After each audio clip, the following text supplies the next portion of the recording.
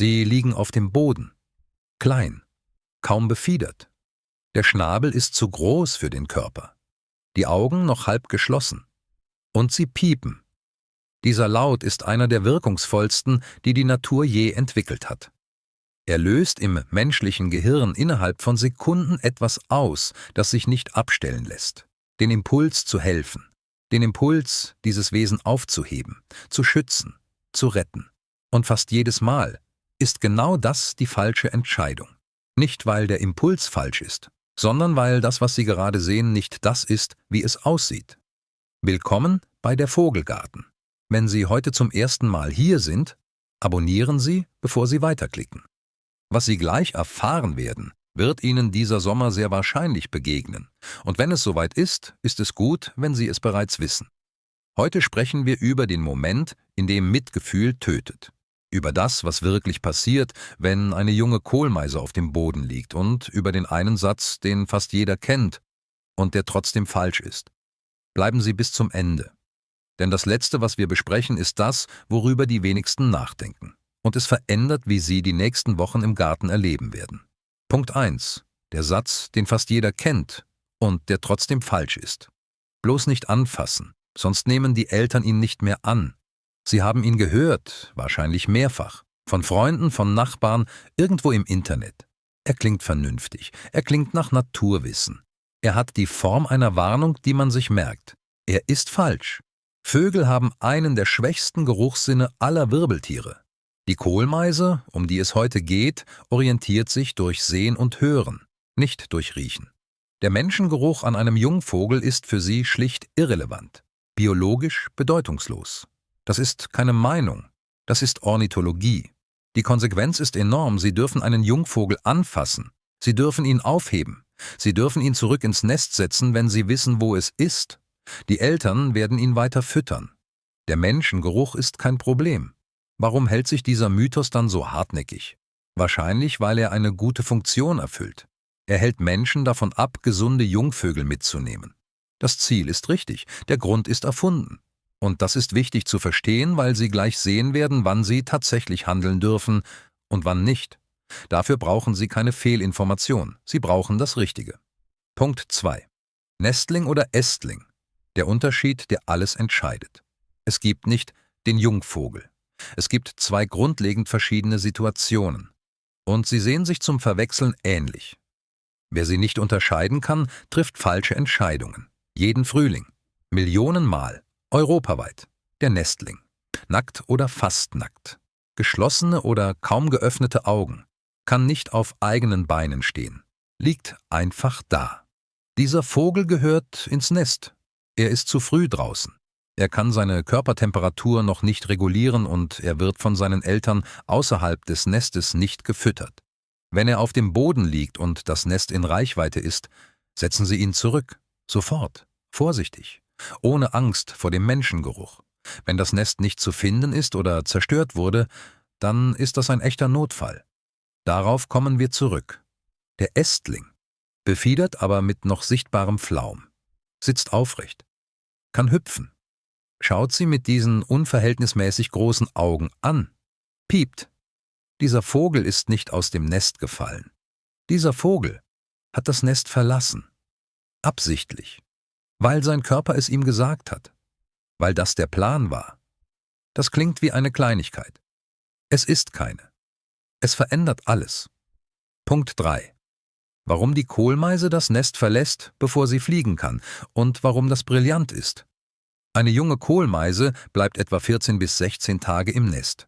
Dann verlässt sie es, nicht weil sie fertig ist, nicht weil sie fliegen kann, sondern weil das Nest ab diesem Punkt gefährlicher ist als das draußen.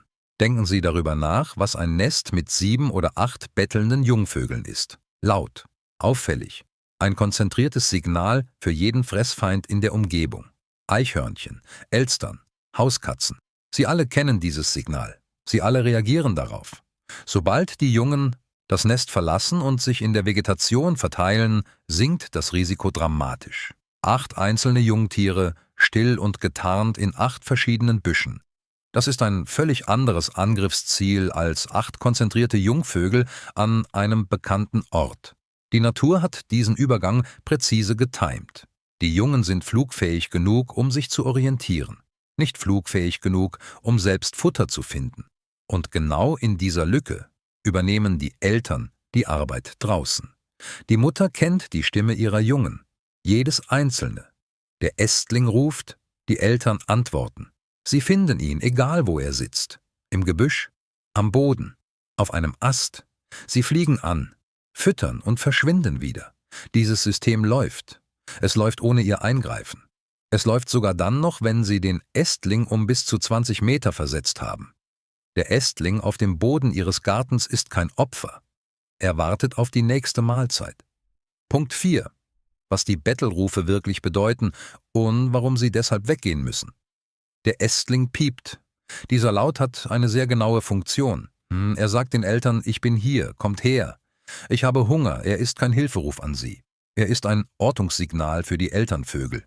Und jetzt kommt das, worüber die meisten nicht nachdenken. Wenn sie stehen bleiben, kommen die Eltern nicht. Eine Kohlmeise fliegt nicht zu ihrem Jungen, solange ein Raubtier in der Nähe ist. Und sie sind ein Raubtier. Nicht, weil sie böse sind, sondern weil sie groß sind, sich bewegen und unvorhersehbar erscheinen. Das ist die Bewertung, die das Elterntier in Millisekunden anstellt. Solange sie da sind, bleibt das Junge hungrig. Forscher, die Ästlinge beobachten, halten deswegen Mindestabstände ein. 10 Meter, 20 Meter, manchmal mehr. Nicht aus Sentimentalität, sondern weil die Daten zeigen, die Eltern kommen nur, wenn die Bedrohung weg ist. Was das für sie bedeutet? Wenn sie einen Ästling finden, gehen sie weg. Nicht ein paar Schritte. Weg. Zurück ins Haus. Hinter die Fensterscheibe. Beobachten sie aus der Distanz, mindestens eine Stunde lang. In den meisten Fällen werden Sie sehen, wie ein kleines, schnelles Tier mit einem Insekt im Schnabel angeflogen kommt. Den kurzen Moment der Fütterung. Und das Verschwinden. Das ist kein Zufall. Das ist das System, das seit Millionen Jahren funktioniert. Und ihre wichtigste Rolle darin ist Abwesenheit. Punkt 5. Wann Sie wirklich eingreifen müssen. Und wie. Es gibt Situationen, in denen Abstand nicht die Antwort ist. Wenn der Ästling auf einer Straße sitzt, heben Sie ihn auf, tragen Sie ihn nicht weiter als 20 Meter vom Fundort weg, setzen Sie ihn in eine Hecke oder einen Busch. Mehr nicht. Die Eltern finden ihn dort, wenn eine Katze in der Nähe ist. Dieselbe Regel. Weg von der unmittelbaren Gefahr in sichere Vegetation, nah am Fundort. Wenn der Vogel sichtbar verletzt ist. Fehlhaltung eines Flügels oder Beins. Blut liegt auf der Seite. Dann braucht er eine Auffangstation, nicht Ihre Küche. Wenn es sich tatsächlich um einen Nestling handelt, nackt, flach auf dem Boden, kalt, und das Nest ist nicht auffindbar. Das ist der echte Notfall. Und dann gibt es noch eine Situation, die fast nie genannt wird, aber jedes Jahr viele Vögel das Leben kostet. Menschen, die gut gemeint eingreifen. Der Ästling, der mitgenommen wird, weil er so hilflos aussah. Der in eine Schachtel kommt. Der mit Wasser versorgt wird, was ihn töten kann, weil er am falschen Weg in die Lunge atmet. Der mit Brot gefüttert wird, das er nicht verdauen kann. Der in der Wärme des Hauses zu zahm wird für das Draußen. Die Auffangstationen in Deutschland sind jedes Jahr zur Brutzeit überlastet. Ein großer Teil der Tiere, die dort ankommen, sind gesunde Jungvögel, aufgenommen von Menschen, die helfen wollten. Der erste Schritt ist immer derselbe. Beobachten, Abstand halten. Mindestens eine Stunde. Dann entscheiden. Die NABU-Hotline und Wildvogelhilfe. .org sind die richtigen Anlaufstellen, wenn Sie unsicher sind. Nicht Google. Nicht Bauchgefühl. Punkt 6. Was in diesen Tagen wirklich in Ihrem Garten passiert. Lassen Sie mich Ihnen sagen, was der Hintergrund dieser Geschichte ist. Irgendwo in Ihrem Garten, wenn Sie einen Garten haben, gibt es in diesen Wochen wahrscheinlich ein Nistkasten oder ein Nest in einem Busch. Eine Kohlmeise hat darin gebaut, gelegt, gebrütet. 13 bis 14 Tage Brutzeit. Dann schlüpfen die Jungen. Blind, nackt, kaum fähig, den Kopf zu heben. Aber sie können eines, den Schnabel aufreißen. Und piepen. Die Eltern füttern bis zu 500 Mal pro Tag. Das ist keine Übertreibung. Kleine Insekten, Larven, Spinnen. Jedes Mal ein winziger Flug rein, raus, wieder rein. Der Nistkasten wird zu einer Produktionsstätte. Nach etwa 2 Wochen werden diese Tiere größer, als der Eingang des Nistkastens erscheint. Und dann an einem Morgen, meistens früh, meistens alle Binnenstunden, verlassen sie ihn. Einer nach dem anderen. Heraus aus dem Dunkel. Heraus in eine Welt, die sie noch nie gesehen haben. Der erste Ästling, der auf dem Boden landet und piept, tut etwas Erstaunliches. Er ruft, und irgendwo antwortet seine Mutter. Aus einem Ast, den er noch nicht sehen kann. Sie weiß, wo er ist, sie kommt. Das ist der Moment, von dem die meisten Gartenbesitzer nie wissen, dass er stattfindet, weil sie meistens schon drinnen sind oder weil sie den Ästling aufgehoben haben, bevor das System seine Arbeit tun konnte. Wenn Sie dieses Video bis hierher gesehen haben, werden Sie anders hinschauen. Sie werden wissen, was dieses Piepen bedeutet. Sie werden wissen, dass der Vogel auf dem Boden nicht verlassen ist. Und Sie werden das Wertvollste tun, was Sie in diesem Moment tun können. Sie werden gehen.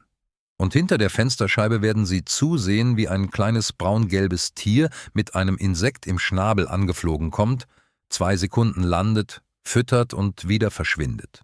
Und Sie werden wissen, das System läuft. Es hat immer funktioniert. Es braucht nur eines von Ihnen, den Mut, nicht einzugreifen. Schreiben Sie mir in die Kommentare. Haben Sie schon einmal einen Jungvogel gefunden? Was haben Sie getan? Ich lese jeden einzelnen Kommentar.